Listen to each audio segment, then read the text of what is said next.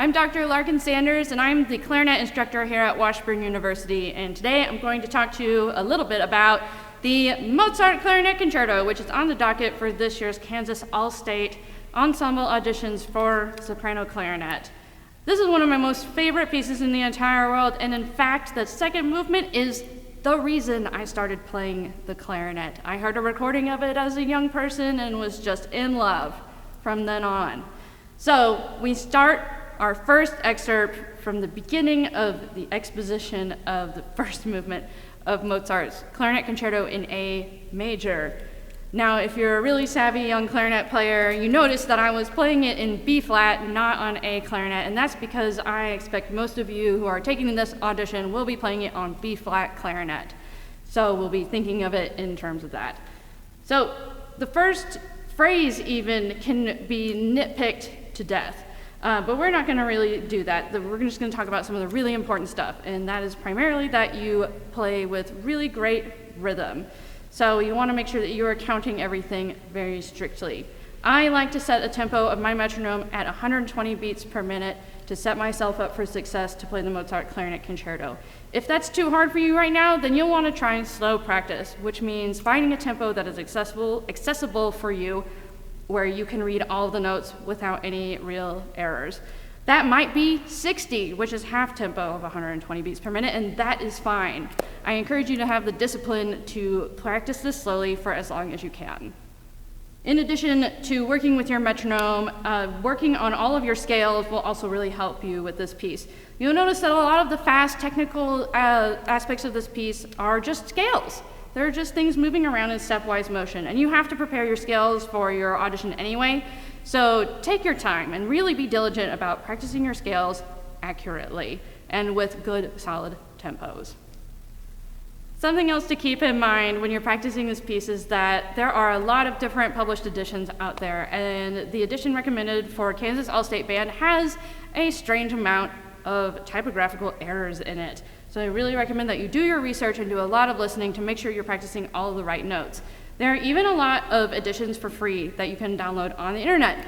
I will post a link to my favorite edition in the description below. As you move on to the second excerpt in this packet, we have this long section of what's called Alberti bass, and that just means that we're kind of moving back and forth from a lower bass note and a drone voice. That combination, it's kind of an auditory trick. It makes it sound like we're playing chords when we move fast enough. But otherwise, we're really just playing individual notes. Again, like all the other technical details of this piece, it's going to be really important that you practice this slowly with a lot of diligence and discipline, and that you're really working on all of your scales. If you want to take it to the next level, keep working on your arpeggios as well. Practicing your arpeggios and scales and thirds will also really help you with this section.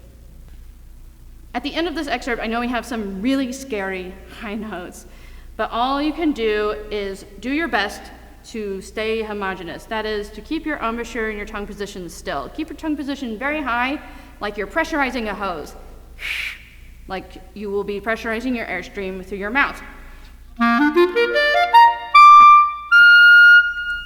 That way, your air is flowing straight through the horn, and it'll help you play all of your notes in tune, and you are less likely to squeak.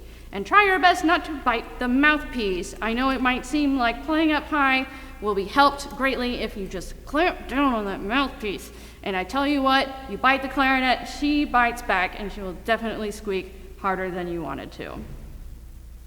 The last excerpt that you have to prepare for the Kansas All-State auditions is from the slow movement of Mozart's Clarinet Concerto in A.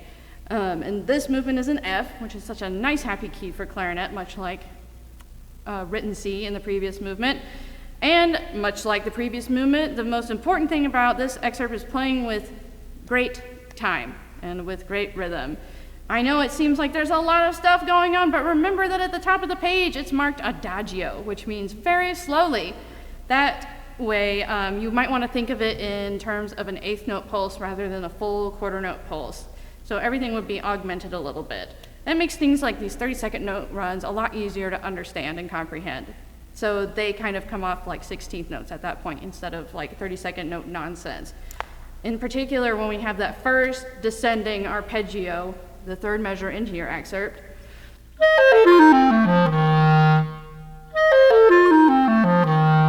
I'm really just thinking da da da da da da da dum be da da da, not overcomplicating it at all. You really want everything to fit right in the pocket. I know you're probably listening to a lot of recordings out there and thinking, well, gee, no one else is putting it right in the pocket. I bet you they are. I bet you're hearing this and thinking that it's this beautiful, graceful thing, which it is. But anyone who has a professional recording out there has probably worked tirelessly with their metronome.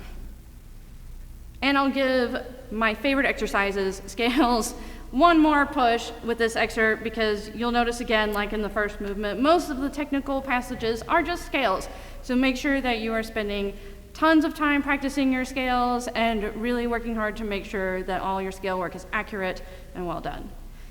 Thanks for watching this video, and good luck at your All-State audition. I'm Dr. Larkin Sanders, and if you have any questions and would like to talk to me more about auditions or the college experience here at Washburn, I'd love to talk to you. You can find my email in the comment section below.